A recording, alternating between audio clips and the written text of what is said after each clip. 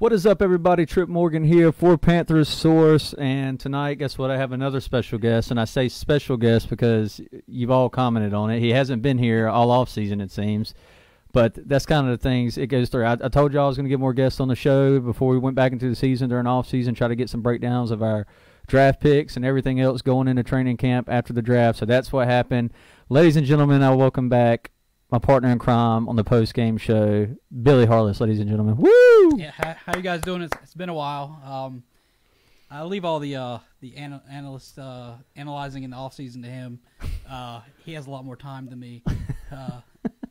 But I'll give you my input on the games going forward as the season gets rolling. Yeah, we know Billy. He's going to give his honest opinion, whether I'm going to disagree with it or not. But I mean, just like the Darryl Worley thing last year, he was constantly harping on Worley. He harped on Johnson Stewart a lot as well. But yeah, he gets his honest side. I mean, that's what you have to do, I guess, sometimes. But anyway, guys, while we are here right now, y'all go ahead and, if not already, liking and following us right here on Facebook. This is where we do all of our stuff. It's home to our live show right here. On Twitter is at Panther Source. You can also subscribe to YouTube.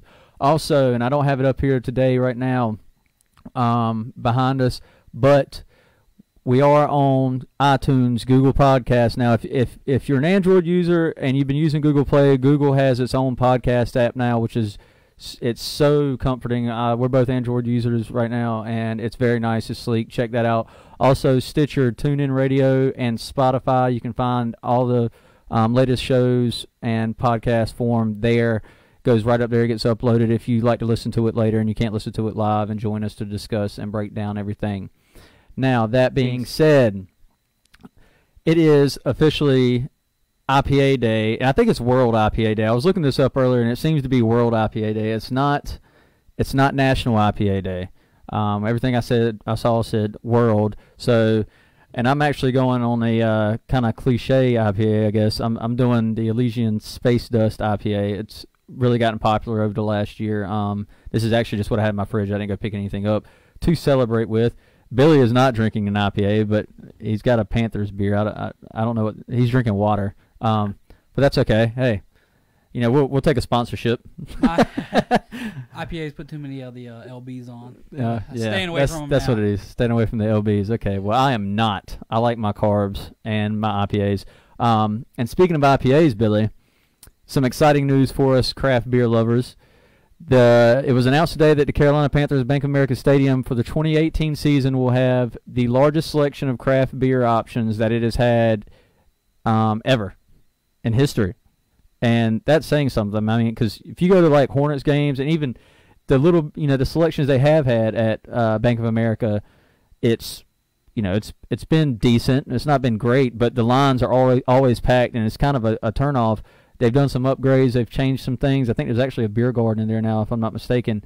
So it's going to be, that's going to be really nice when we go to games. Yeah, I'm looking forward to hopefully making it to one game. And the beer selection, I will drink craft beer at the game. Yeah, if you're going to spend the money, if you're going to spend $8 on a Bud Light, you might as well spend $10 on craft, support local, and get twice the buzz. So that's how I look at it. Yeah, that's how I look at it. So, guys, with that exciting news on IPA Day, this just makes me giddy. I love IPAs, and I love IPA days. I mean, twist my arm, make it happen. We're going to jump right into things here. The first week of training camp is in the books. It was a week ago. Last week, Eric Summers from Cat Scratch Reader joined me, and we broke down our biggest position battles going into camp.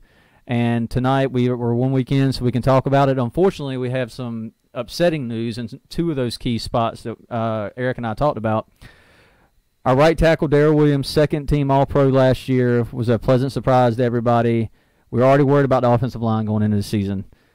And Darryl Williams is now out. Well, he's out for now. It hasn't been officially decided if he's going for surgery with a dislocated patella. There's potential ligament damage. It hasn't been announced by the team yet if they're going to do the surgery or if he's going to try to rehab it and come back somewhere between 6 to 10 weeks. I mean, it really depends on rehab. I think they're just going to go about it, look at it, and see how it goes. I know David Chow on Twitter. He's a pro football doctor formerly, or still is. I don't know. He's an MD anyway. He's what NFL uses on Twitter and stuff for that kind of stuff. And he's saying, Trent Williams from the Redskins, offensive lineman, had this exact same injury last year and tried to play through it and had very limited success. And the biggest thing with Darryl Williams right now, obviously, is he's in a contract year. So if he tries to play this season with that, and then if he fails and it doesn't do well, he's costing himself money, and he's also potentially putting more damage on his knee before he could go and get paid. The downside is if he doesn't play, has surgery, and rehabs it fully, teams will hold that against him when he goes to sign that contract.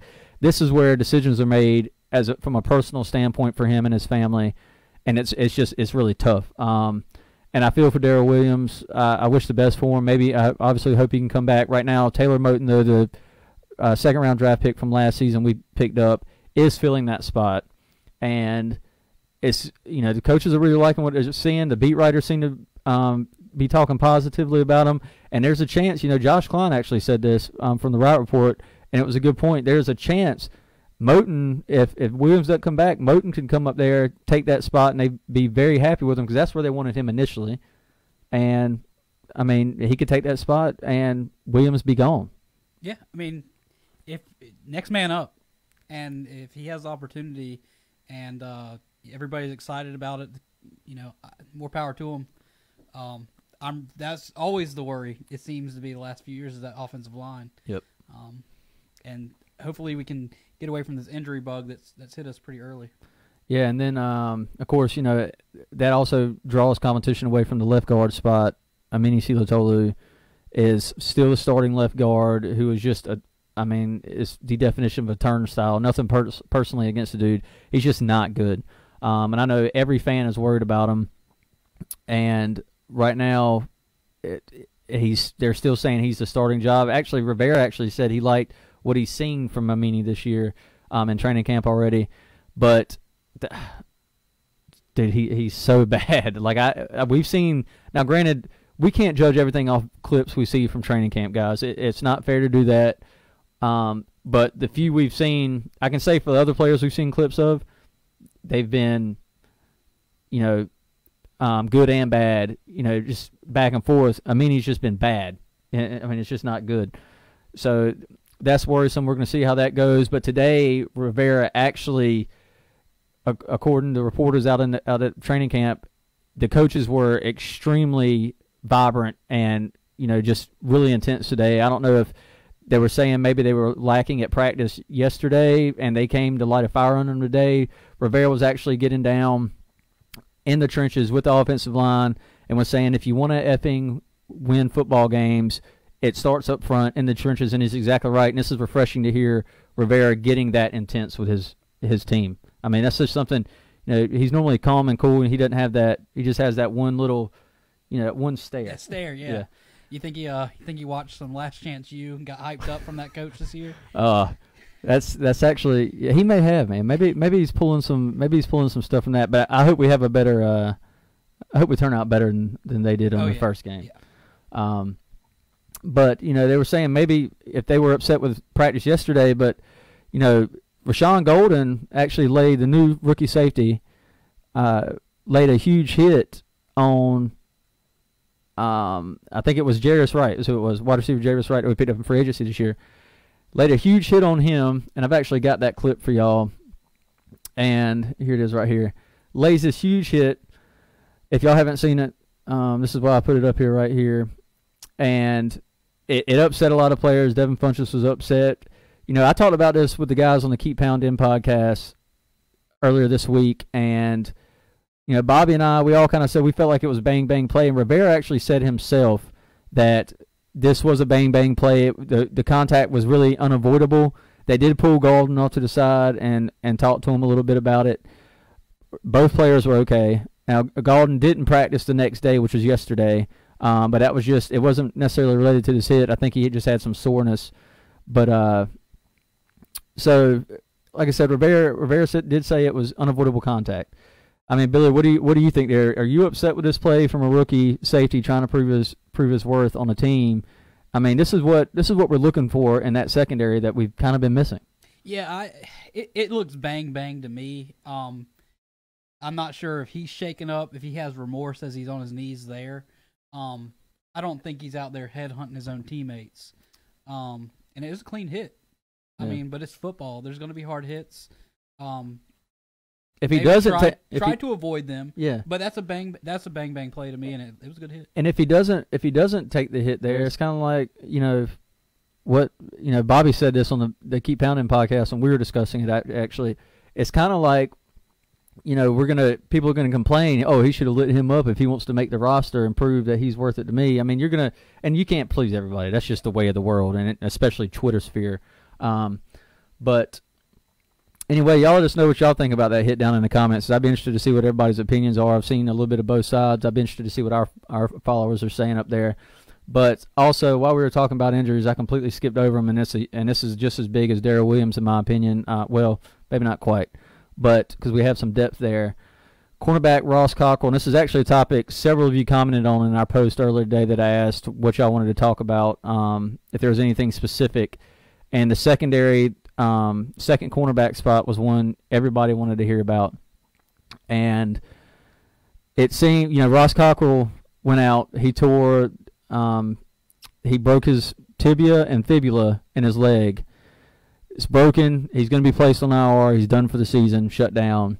This was a guy we picked up in free agency that, it wasn't highly sought after, no, but he was a big depth piece. He was expected to, fight for that number 2 corner spot. And now he's out. We did draft rookie Dante Jackson, who's got the interest of a lot of fans. He talks a lot. A lot of people were talking about he's got that Josh Norman swagger, which is great. But it's not fair to compare him to Josh Norman when he hasn't played it down. Now, that being said, he had a huge day yesterday breaking up passes from Devin Funchess, rookie DJ Moore, wide receiver, and multiple others. He did give up 2 or 3 passes as well, but Joe Person was tweeting today, and they were talking to everybody down there. It just seems like he could run off with the cornerback competition as the rookie if he keeps things up. And right now, I'm interested to see. Kevon Seymour has still been taking a lot of reps with the ones, and he was the one expected to go into camp and kind of have that number 1 spot initially, and then compete with Cockrell and even Dante Jackson as he was expected to be nickel. I mean, you saw Seymour was a guy that took over for Darryl Worley last year that we were talking about. We liked. I mean, what are your thoughts as far as? I mean, Cockrell, obviously losing Cockrell's a depth issue. Yeah, right. Which that's what we're used to that in our secondary. But if what they're saying, he's a talker and he can back it up. I miss that intensity on the field. I miss Josh Norman and his little antics, getting in the head of other players. And he was one that got in the head of Cam, and they had fights. When your cornerback is going to make the quarterback look bad because he's a good cornerback, it's going to step everybody's game up. So I'm excited. If he does run away with it, that we get that intensity in the secondary.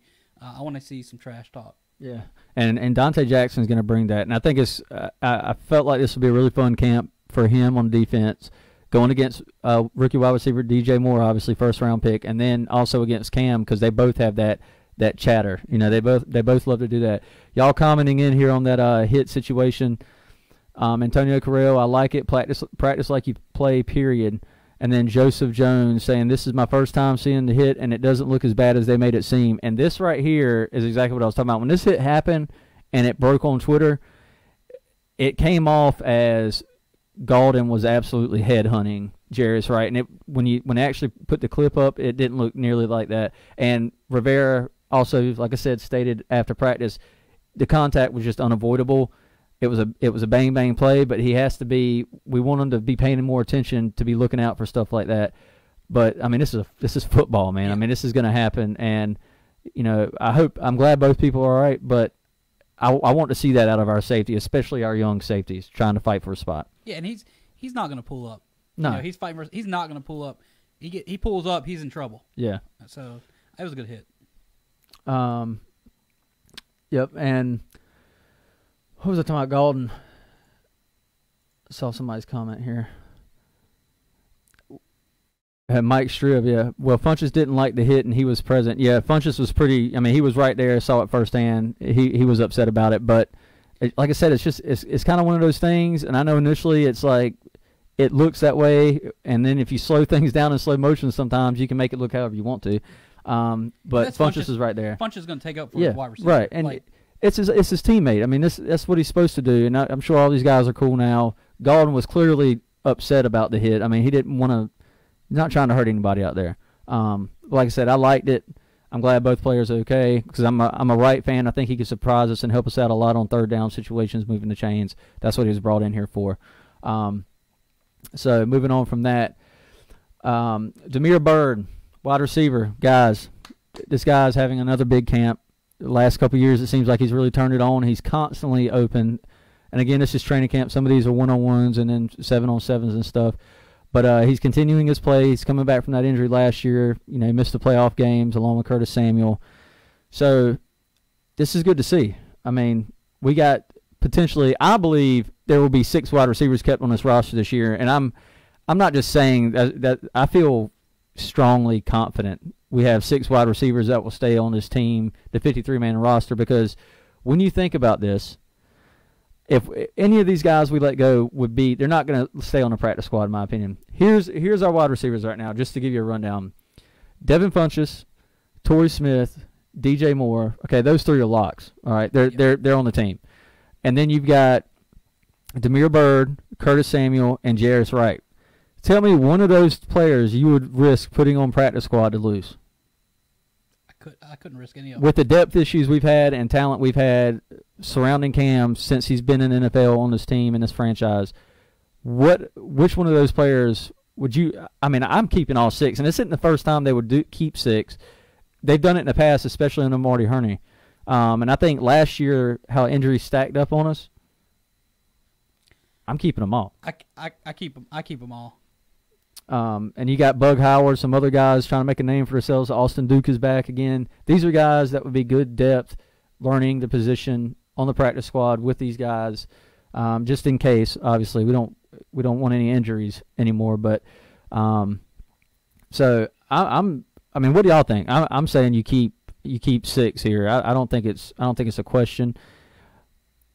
Let's see. I'm hitting y'all's comments. Monica Hillian, hi guys, what's up, girl? John Ring, hello, what's up? Name your 6. Oh, Antonio is saying name my 6 wide receivers. Like I said, Funchess, Torrey Smith, DJ Moore, Curtis Samuel, Damir Byrd, and Jairus Wright. Those are my 6. And I'm here to tell you right now, those are not just my 6. I would be shocked if they're not the coach's 6 because outside of those guys, I just don't know who's competing at a high level for that position or has the experience either. If DJ Moore doesn't have it, but we spent a first-round pick, he's not going to the practice squad. Devin Funchess is in a contract year. We saw what he did in a few game stretch after Kelvin Benjamin was gone and before he beat up his shoulder. Yep.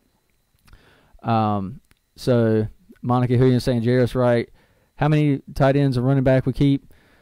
That's going to remain to be seen. And it really kind of depends on if they keep 6 wide receivers. I mean, if you keep an extra here, you got to take one away there. So it's going to be interesting.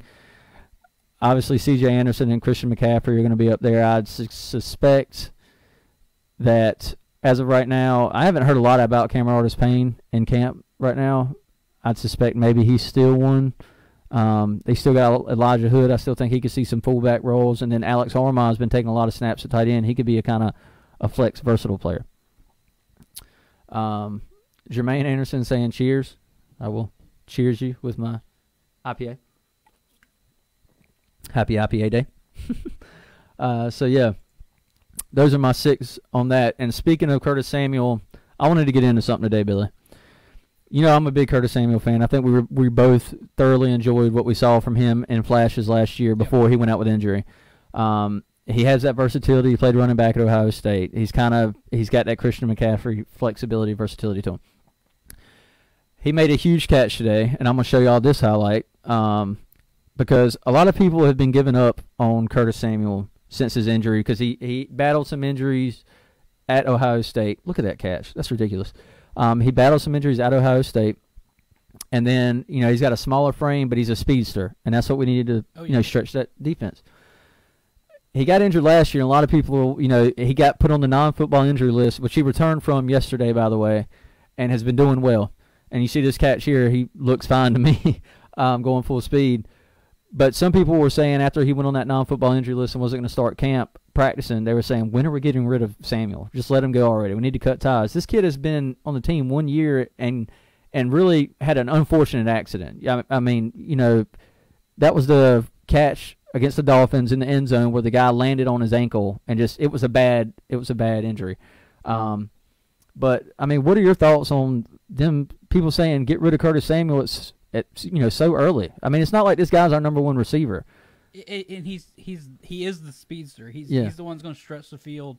We haven't seen enough of him to get rid of him, and what we have seen, he's been decent enough to be on the team. I enjoyed watching him play, and he's fast, and that's what we need. We need to stretch the field, because after we stretch the field, then we're just going to have our running backs go to town. Yeah, and we got him and Damir Byrd. Of course, we brought Torrey Smith in to help with that. But he's not, Smith is fast. He's got a deep stretch, but he's not the speedster Samuel and Byrd are. And I'm telling you, Samuel's versatility is unmatched. When they were lining him up with Christian McCaffrey and triple options last year in that Miami game with Cam Newton behind center and one of them on each side, it was unstoppable. Nobody knew who to guard. Samuel was constantly running open, and then Cam Newton scored an easy walking touchdown off of it. I love that, and I hope Norv is going to incorporate some more of that, and I'm sure he wants to use that flexibility and motioning out between him and McCaffrey. We've got a lot of weapons this year, and I want to see him used. I'm going to jump into some more Norv Turner talk right here in a minute because he did talk after practice today. But I wanted to hit on Jermaine Anderson's question. With the injuries on DB and OL, do you think we should look at Eric Reed, Kenny Vaccaro, or Bashaud Breeland in free agency right now? Here's my answer to Eric Reed and Kenny Vaccaro. Not going to happen unless there's they're actually visiting with the Titans. They've got scheduled visits with them right now because they just lost Cyprian to a season-ending ACL injury. Breeland, I don't see it either. He failed his physical. It would be I'd enjoy to see him for depth piece. He was originally supposed to sign with us in free agency. Then obviously he failed his physical. We didn't sign him. It was kind of disappointing. I know he had a scheduled visit with the Ravens, but I don't see him coming aboard either. And it's kind of like I mentioned on with Den and Bobby on their podcast. I just don't think we really have the money to give him a multi-year deal again. Do you see us going after any of those guys? I don't see safety. I don't see it. And I'm not a fan of Vaccaro. Yeah, he struggled with he kind of came on his last half season with the Saints his last year, but outside of that, he did struggle. That's the reason they released him. And like I said, both of those guys have scheduled visits with Titans. I don't see that happening. Offensive line, we did sign. I forgot to mention this. Adam Bisnawadi. He was a 6th-round pick last year. This is a guy I actually had pegged in the draft for just a late-round pick at offensive tackle because obviously we need depth there, it seems like, every year. But this is a guy I did mark down, and we picked him up. He got released from the Lions, I believe it was. We'll see what he has. I'm saying this, but he's not going to be thrust in any starting role. He's going to be depth, obviously, and he's going to be there to compete. One guy to keep an eye on, though, for the left guard spot, fighting Amini, is undrafted free agent Brendan Mann. We've learned it is how it's pronounced. I thought it was Mahone. But he was the left guard in front of Saquon Barkley at Penn State last year. Went undrafted this year. He had one injury at Penn State, and he also rotated and even played tackle some while at Penn State and left guard, kind of like Taylor Moton did. But he's better fitted as a guard, and he's been getting a lot of reps with the ones. And I say a lot. I'm not meaning like every other play, but for an undrafted free agent to be up there, and Ron Rivera is reportedly walking over and watching him on his reps, and there have been some good and there have been some bad. I kind of have to believe there's been more good than there has bad than compared to Mini Silatoli. Yeah. So that's going to be something to watch. I'm really pulling for that kid. I mean, Andrew Norwell, he was groomed over a few years with the Panthers, but he was an undrafted free agent that Gettleman picked up as well before becoming the All-Pro and getting his payday after last season. So keep an eye on that. Now, all that said, I'm going to have an IPA drink for IPA day. Woo! Cheers, everybody. Y'all keep your comments coming in. We'll keep trying to talk about your topics as you ask and discuss them. Like I was saying earlier about North Turner, he talked after practice today, and Ron Rivera was quoted earlier in camp saying that they believe they'd like to get Christian McCaffrey 20 to 25 touches a game. That doesn't necessarily mean all running back carries. This could mean a lot of stuff we saw last year. I mean, he led the team with receptions last year. So Rivera said he'd like to see him get 20, 25 touches between those two spots a game, and North Turner backed that today. He's saying he feels like that's realistic. But what was more exciting to me is he said that there's going to be more, saying each game's going to be about matchups against defenses and going against their weaknesses.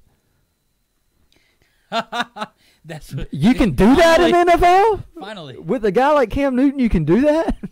And then he goes on to just he's preaching what I want to hear, which doesn't mean jack when it comes to paper. You got to put it on the field, but the way he talks about it and the legacy he holds, obviously. But then he goes on to say that he wants to talk about matchups and then doing the things that work, obviously, because who doesn't want to do that? And then the biggest, he said in-game adjustments are key, and he couldn't have hit the nail on the head any better than that, because that is one thing that it seems we have not had under Mike Shula is there's no in-game adjustments. We come out in the second half, it's like we're running the same exact plays that we ran the whole first half. And if we start exploiting one part, it's like we sometimes we tend to abandon it, and then other times we're doing the same thing all over and just team's bad and we're just waxing them anyway. But in-game adjustments was huge. I mean, I couldn't that made me very, very happy. And then he also talked about the weapons we have and how we have a lot of versatility and we should have plenty of ways to attack defenses. I mean, what do you like to hear about all that? The in-game adjustments with Shula, it felt like he wrote 35, 40 plays and he just went boom, boom, boom, boom down the line. Didn't ever, it didn't seem like he ever changed anything. He had his game plan before kickoff, and that's what he stuck with. If it worked, it worked. If it didn't, it didn't, and we just take the L. I am ready to see that and the weapons, how he's going to change the game plan and use the weapons. And we have a lot of versatile guys. CMC, Samuel, we'll be all right. Yeah, I'm really looking forward to, and we, as excited as we all are, we need to pump the brakes a little bit because, and this is why as a fan you ain't stopping us this year. I mean this is if we had this squad in 2015 and all that jazz, but as pumped as I am. All of these faces are new except one or two if you want to count. I'm talking receiver-wise, but Greg Olson's in that list too as tight end. DJ Moore, Torrey Smith, Curtis Samuel and Damir Byrd were here last year, and Cam has a little bit more experience with Byrd. But 1 year experience with Samuel, who was also injured and missed several games. And then Jairus Wright's also new. Torrey Smith's new. DJ Moore's a brand new guy. I mean, it could take half a season to get clicking, but I feel like this talent could also get us through that spell. You know what I'm saying? Yeah. And obviously with Eric Washington running defense now, I don't feel like we're going to be blitzing a whole lot either. I feel like the defense is going to be able to hold their own with their stars they got. Dante Poe, new addition. Really can't wait to see him and Kawan Short and Julius Peppers on the line together with Mario Addison. That's going to be fun to watch. Oh, yeah. But I'm with you, Billy. I think the offense can do enough until they get that rhythm going. And they might come out of the gates clicking, and that would be great. I'm just saying we need to be prepared that if the first drive of the season doesn't involve 8 passes and a touchdown, 8 for 8, and guys running all over the field, we don't need to expect that. You know what I mean? I think we just need to take what we can get. It's going to take a few games to get clicking because training camp, yes, it helps with timing and everything, but it's like Kevin King from Green Bay Packers put this great perspective for people. Training camp is about learning new things and practicing. That's what it's there for. So when you see these clips of guys having a bad play, they might be trying something new to better their craft and it not work out. if they're doing the same thing over and over, you're not getting necessarily better. You're getting better at that one thing, but there might be a better way to do it, and you're missing out on it. So that could be what you're seeing there. I'm pumped to see it, but I just don't want to get – I'm trying to settle my nerves a little bit. So, yeah. And Cam Newton hadn't thrown a pick all first week of camp. And then the day that we're going to go live on the show, he decides to throw a pick. Now, Bobby and Den and I took a bet on their podcast on who would get the first interception of training camp. Who would you have guessed? Out of the secondary, I couldn't even take a stab at it. I mean, because there's somebody he's going up against. And that's, I mean, he's going to be going up against 1s, 2s, and sometimes even 3s if they're throwing them in there randomly. I picked Rashaan Gaulden because I felt like it was going to be a deep play. Bobby picked Dante Jackson because he's a big Dante Jackson fan and the way he's been carrying himself, which is a great point. And Den picked Mike Adams, I believe. He went with a safety as well. Guess who the pick was? Damian Parms, safety. Never would have guessed it. Underthrown ball to Torrey Smith, apparently, which Cam's underthrowing a receiver, which means he might have one that's fast enough to run and catch his deep balls. So that's good to hear. But Cam threw his first interception of camp today. That's disappointing to hear.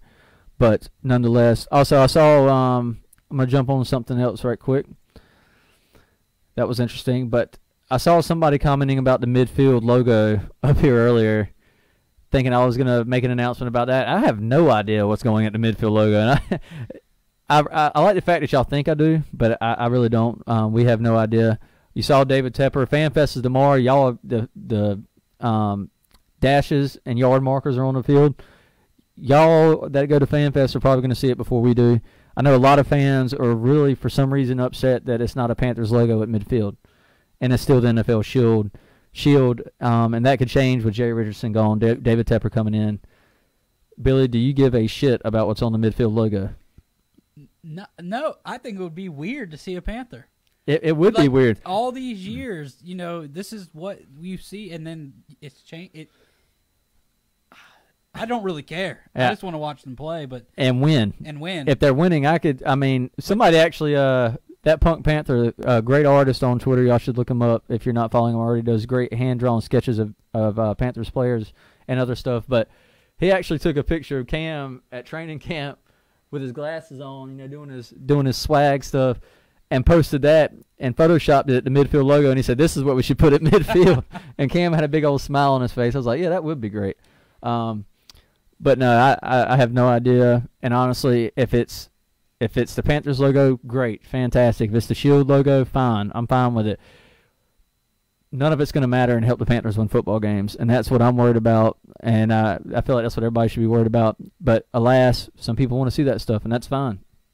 Have at it. I don't know. Don't care. It'd be different. Yep. It'd be way different. Let's see. William Thomas be our number 2 tight end. Antonio's saying he got hurt in practice today. I did see that, but I didn't think it was severe, Antonio. And let's see. Bold predictions: more offensive rookie of the year, Jackson defensive rookie of the year. Oh, so he thinks we're going to pull the Saints this year with Kamara and Lattimore. I'd love to see that. I don't think in this offense, though, and the style that Rivera and them run, DJ Moore is going to get enough looks to run away with that. It's just not our style of offense with the defense. So grind it out, run the football, and then pass, mix some stuff in. That's why, I was asking you who I should draft in my Dynasty League, and, DJ Moore was, right around where I was about to pick, but, all the reading, our offense isn't made for him to be a great fantasy football player, meaning he's not going to get the stats. Mm-hmm. And, I don't see him being able to pull a Rookie of the Year. Yep. I don't either. I hope he does. I'd love to be surprised, obviously. Yeah. I'm pulling for the guy. But as long as the offense is clicking as a whole, that's what I want. I'm good with that. Let's see. Cam and Torrey have worked together in Baltimore since they were drafted. Yes, Antonio, that is true. Cam's Under Armour camp, while Torrey was in Baltimore with the Ravens. They did practice together.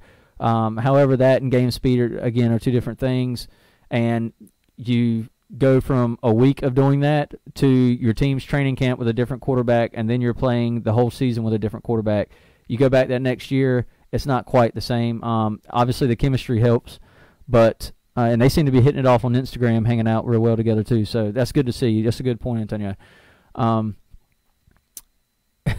Lee saying Lego, my ego. And Monica Hillian, I do, LOL, I want a Panther. If not, we'll be in the new dome. He's talking about the midfield. But anyway, I'm so ready for us to get back at those Saints. Yes, we lost 3 in a row to them last year. Let's not make that 4 in a row this year. I would be very pleased with that. But as far as I'm concerned, guys, I think that's really all I've got for the notes. Obviously, the big takeaways, again, were the injuries, and FanFest is tomorrow. That's a big announcement. Not really an announcement, it's known, but FanFest, Bank of America Stadium tomorrow. I hope you got your tickets because I'm pretty sure they're sold out. I've also heard it's going to be wet. Better. I think I'd rather be wet than hot. Because when we've It's gone, about the it's been same. extremely hot. Yeah, it's about the same. You're still going to be, I don't know, it's not really enjoyable. It's dangerous for the players, but Yeah, but there's not. I mean, no fireworks going to be going off, really, I guess. You go for the fireworks and the laser show, man. Come on. That's what you went there for? No. I personally, I won't go back. It's too crazy for me. I'd rather go to training camp and just see training camp practices. It's fun if you got family. It's great. You should take kids out to it. Completely do it. And definitely with the success we've had. Yeah. When we went years ago, the first time, it wasn't that big. Then we had a little success, and now it's a madhouse. Yeah, it's huge, and I'm glad. I'm glad to see the support there. It's just I would rather go to training camp and see, the in-depth stuff at training camp and be able to watch it and not have to fight the big crowds. So, yeah. And then obviously right now, guys, the Hall of Fame game is going on. Baltimore, Chicago. I was a big Anthony Miller fan, so I'm going to try to catch some of that and see what he's all about. But unless y'all have anything else you want to hit on, Antonio's saying he's glad to see you on set, Billy. It is good to have you back. Monica said, don't forget the ponchos. See, it is going to rain. And then Jermaine, do you think we will recapture the NFC South division this year? Whew. Guys, that's a tough one to answer because the Saints are still going to come back. They got Drew Brees. You saw how they improved last year. And I really think the Falcons, they've got a good team put together, both sides of the ball. Yep. It's going to be hard to break that up. I'm not necessarily worried about the Bucs. Bucs fans, comment if you like, if you're up here. Every year is their year. Yeah, every year is their. This is our year. Well, this year they don't have Jameis Winston for 4 games, so you can't be eating. You won't be eating 4 W's anyway. But I think we have a good shot if we can stay healthy and not lose anybody else to injury. It's really going to come down to this offense and how it performs under the new OC, because I feel like the DC is going to be kind of seamless with Eric Washington. He's been here. The team kind of knows what to expect from him.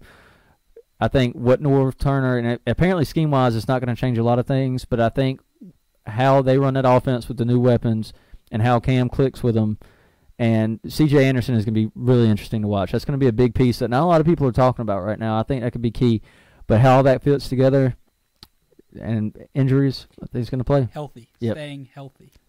You hear Billy and I preach health more than anything else, because that's one of the biggest keys in football, in my opinion, for a team, is you start losing 2 guys like a cornerback and an offensive line in already depleted positions, it hurts. So, I think we got a shot. What do you think, Billy? I think we do. The Bucs aren't a big deal. This is the toughest division. What was that stat the other day? We're like 1 game apart. Yeah. Over the last 10 seasons. It's like a Carolina-Duke basketball rivalry, yeah. man. It's insane. You don't see that anywhere. So any game is a toss-up in the NFC South, but it's going to be tough. Yeah. But I think we have a good chance. We'll see how these in-game adjustments are going, and that could be the difference. You change up what the teams see. They've been so used to our offense in the division, and now we have a new offensive coordinator. Finally, he's going to adjust some things. We have some good weapons. I think we have a great chance to win it. Yeah. Well, I hope so, and I know y'all are all thinking we probably do, and I hope we're all right. I want it. We need it. It'd be great to get back on top. 11-5 last year. Let's break that. You know, that's another thing. The Panthers have never gone above 500 in back-to-back seasons and win-loss and records. It would be great to break that this year. It's got to break at some point, and if it's going to come under any quarterback in franchise history, it's got to be Cam, right? I mean, Cam's got to be that guy that can lead the team and do that. Luke Kuechly on defense. I mean, these are the best teams that the Panthers have put together, you know, since at least 2003 season in the Super Bowl era. And that's, you know, when we went to the Super Bowl in 2015, yep. and we lose. In my mind, I'm like, yeah, here we go. Now another 10 years. Yeah. But here we are 2-3 years down the road, and we built on what we had, and I think we're just gotten better in that time. And it's changing the fact that you have to wait for those winning seasons or a good chance at winning, where we, for a long time we didn't. It's so hard to get back to the Super Bowl. Yeah. I mean, it's not an easy task. In 2016, we had to know we weren't going right back there. I mean, it's a shorter off season, and then you lose some people to the off season and free agency. You also pick up some people. Losing Ted Ginn hurt us going into 2017. So over $500,000, by the way. But anyway, it's just so tough to get back, and I feel like we've built a great team this year. Marty Hurney and the staff really surprised me with the free agent acquisitions, filling holes that we needed, and drafting. I'm still kind of disappointed we didn't get an offensive lineman. I know a lot of y'all agree, and I tend to agree as well. But I also agree that after the run on them in the first round, before DJ Moore was available, all the top ones were gone. You can't just jump down and grab a third-round talent in the first round and then risk it and lose the likes of a guy like DJ Moore, and you're getting Cam a weapon, and we've all been asking for that. So it's hard to argue with that, right? Oh, yeah. So anyway, guys, I think that's going to do it. Yeah, no more comments here. Yep. So thank y'all for tuning in. We will catch you next week for episode 3 of season 2 of Panther Source. Yes, I'm keeping up with it in seasons now. It's easier for me that way.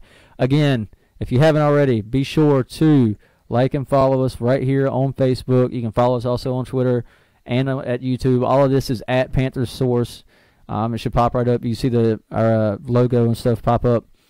And also, like I said, you can catch all this in podcast form. If you can't catch the full live show, it is on iTunes. And, Billy, you're not going to believe this, but it gets watched on iTunes more than any other podcast. Really? Yeah.